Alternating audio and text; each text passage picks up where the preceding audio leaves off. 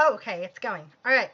Hi, Tumblr people. I am going to be doing a post about Riverdale. I've been dying to do this, so now I'm going to do it.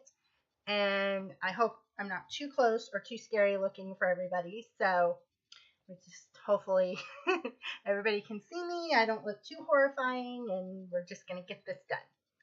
So I wanted to talk about last night's episode. How crazy was it? Oh my God, it was crazy.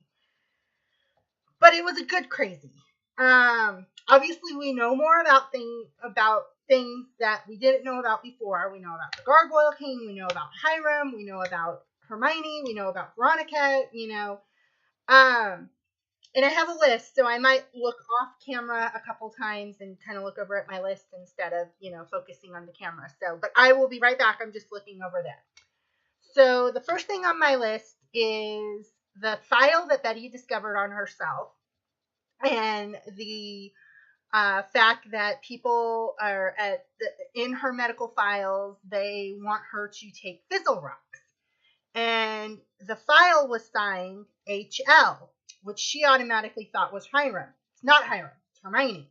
The reason why I say it's Hermione is because of next week's episode and the preview, where she is she's pretty much trying to control what's going on. I think more than anybody, Hermione knows what's going on, but she's not wanting to say what's going on. So honestly, Hiram could give less than two shits about Betty. His focus is Archie. We know his focus is Archie. So for Hiram to put something in Betty's records who he doesn't even care about is a little mind-blowing. So it's not coming from Hiram, it's coming from Hermione. Probably on slight orders from Alice. I don't know what's going on with that noise, but I can't wait to see what goes on. So that's just my thought on that, is that, now the reason why I say that, oh, no, we're not there yet. Never mind, sorry. Okay, so next, Betty is tripping balls, obviously. They gave her a shitload of Fizzle Rocks, which has obviously worked her mind. But Lazy Daisies said something that really spoke to me, where she said Betty was faking. I agree with that.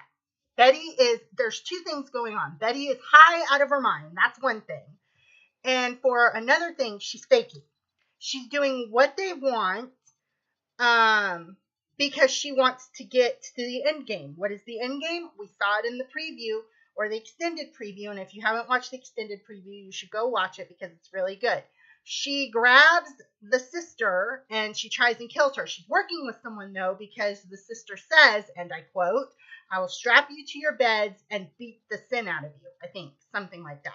So I imagine she's working with someone who is part of the quarantine that's going to be going on, which I will get to in a minute, which will be from the cheerleaders having a mass seizure.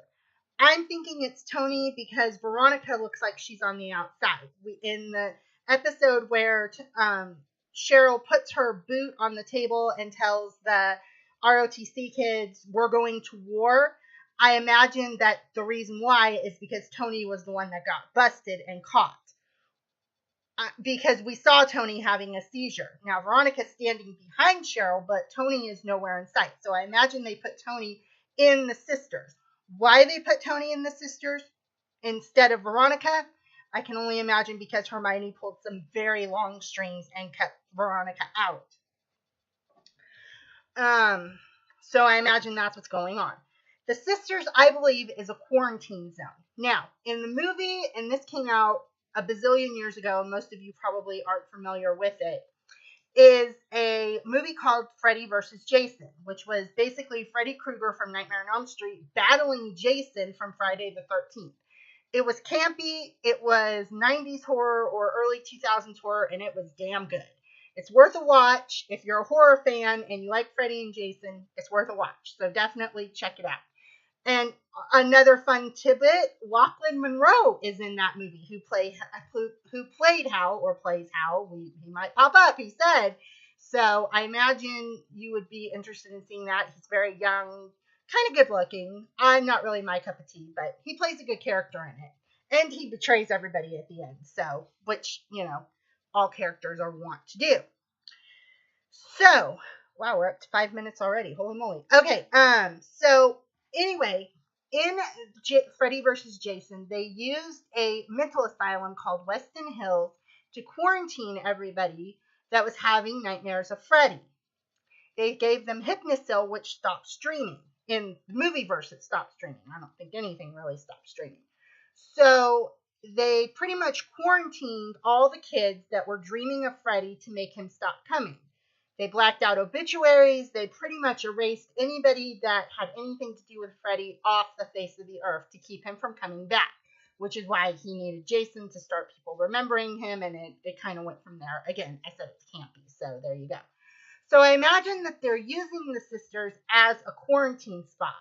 What they're doing is giving them fizzle rocks to keep them calm, be able to manipulate them. And of course, we all know from the Midnight Club episode that fizzle rocks causes hallucinations. So what better way than to stop people from talking or worrying about the Gargoyle King and anything else would be to make them hallucinate that they're seeing him. Of course, as they're leading Betty down the hallway, she's struggling. The music's going up. The sister's talking about it. Ethel's talking about it. You're going to meet the Gargoyle King. You're going to meet the Gargoyle King. Honestly, I don't think anyone's in there. I think it's just atmosphere, hallucination, and basically not mass hallucination, but a hallucination. And the power of compulsion, I should say. Basically, Ethel and the sister are feeding this into Betty's mind and making her think she's going to see the king. Obviously, she screams. She thinks she saw something. I don't think she saw anything. I think she's got presence of mind not to keep taking the fizzle rocks. So I imagine next week we'll see her, as Lazy Daisy says, she's faking. I think she is high though. I think she is kind of out of her mind, not out of her mind, but I think she's half out of her mind and half faking. So that's my thought on it. I imagine that Sisters is going to get pretty full pretty fast because of the kids. You see Principal Weatherby go, that's one of the infected. So I imagine we're going to see a lot of kids going into Sisters, and I imagine that Tony's the one that kind of snaps Betty out of whatever she's going on, unless Betty has already snapped herself out of it. We will see. Next up, this one is one of my favorites, and I absolutely love it. And I can thank, partially I can thank Bughead for life for this one, because she started the little graphic thing about Betty being a ghoulie and wanting to pair up and all that. And, I really love that. But that sort of factored into what I'm going to talk about. But it struck me as odd yesterday that Jughead and Archie were walking down the railroad tracks, and Archie pretty much said, we're outgunned, we need an army. I'm paraphrasing here. I can't remember exactly what it said. I could probably turn on the TV and show you, but I don't want to do that. And he said, what? And Jughead said, Jughead said, we're outgunned. Archie said, what are we going to do? And Jughead said, we're going to go see my mom. What struck me as funny about that is what his mom would have to do with it. Gladys left because of FP's behavior. And there was also rumor going around that she left because of serpent dealings. But I'm kind of thinking that maybe Gladys is a ghoulie. Now, let me explain this. In the Mafia, a lot of times to settle old rivalries, old bad blood, stuff like that, they would marry kids. They would marry their kids. My oldest daughter will go with your son, and you'll get this, and I'll get this, and that'll ease the bad blood between us. Capiche? It's mostly an Italian thing. I'm from an Italian family, so I know that. So, and there's also a movie about, and I can't remember her name, Rosalie Bonaccia. I want to say, I don't think that's right, but it's based. There's a movie based on it starring Nancy McKeon, and I could look it up, but I don't want to right now. You guys can look it up though. Nancy McKeon, Rosalie, her last name starts with a B, but she basically marries the son of her father's rival to basically, chill everybody out. There was bad blood. We're going to marriage. We're going to unite. It's all going to be good. They used to do that in kingdoms too. Henry VIII, he married his brother's his brother's widow, Catherine, to kind of keep everything kosher. He ended up divorcing her and going with Anne Boleyn. We don't want to talk about all that noise. So my thought is the reason why Jughead is going to his mom is because Gladys is a ghoulie. I think down the line, because we've gotten hints. Remember, Penny said FP promised her something, and he broke the promise, which is why Jughead had to pick it back up in season 2. Now Penny's running with the ghoulies. That's another hint. My thought process is that the reason why FP Sr. wanted FP to join the Serpents is because it had already been arranged that he would marry Gladys. Now, when he married Gladys, they were supposed to unite the gangs. I think something happened where it kind of fell apart, where the ghoulies kind of bucked against the system. Possibly, things were pretty calm up until the point Gladys left Toledo and took Jellybean with her. And then I think the ghoulies really fell apart because they had no leadership at that point. They didn't want to join the Serpents because they don't like the Serpents. They're the ghoulies, they're the Serpents. It's all, very separate, no matter who's united in marriage. With no leadership, they fell apart. Malachi steps up, makes a big old mess of the whole thing. Then Penny comes in. So I imagine what the original promise was is that Penny was supposed to marry FP. She was probably one of his high school sweethearts, like Alice, and maybe she was the vixen. Maybe she was the vixen he was screwing that Alice was so mad about. So anyway, I imagine that Penny was promised, all sorts of things that were related to being Serpent royalty. And it didn't pan out the way she wanted, so she got pissed off and so on and so forth.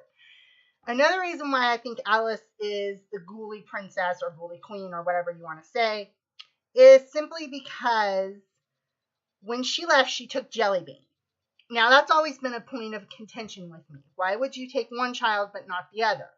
What exactly has Jughead done that you don't like? I mean, from all odds, he's nothing like his dad, complete opposite, and, completely good kid. So why wouldn't you take him with you? You never mess with the prince, is the thing. You can never, ever mess with the prince. The prince is a sacred place. And taking away the prince is basically spitting in the face of the king. And when you spit in the face of the king, it's going to come back and bite you right in the asshole. So you don't do that. So I imagine that's why she left. She took the ghoulie princess, who is Jellybean, with her, and left the serpent prince, who is Jughead, with his dad, who is the serpent king. Now the ghoulie queen can do whatever she feels like. So she took the princess with her. Left the son because that's what you do. So I kind of gone over Ethel not helping. That was my next thing, is that everybody thinks Ethel's going to be helping Betty. I don't think it's going to be Ethel. I think Ethel's too gone out of her mind to be a help. So I imagine it's going to be Tony or someone from the cheerleading team on orders. I'm more leaning towards Tony just because of the whole Cheryl and Veronica thing. And that's all I have. That was my thoughts on it, and I hope you've enjoyed my video, and I hope it wasn't too terribly boring, and I hope you will comment. All right, bye.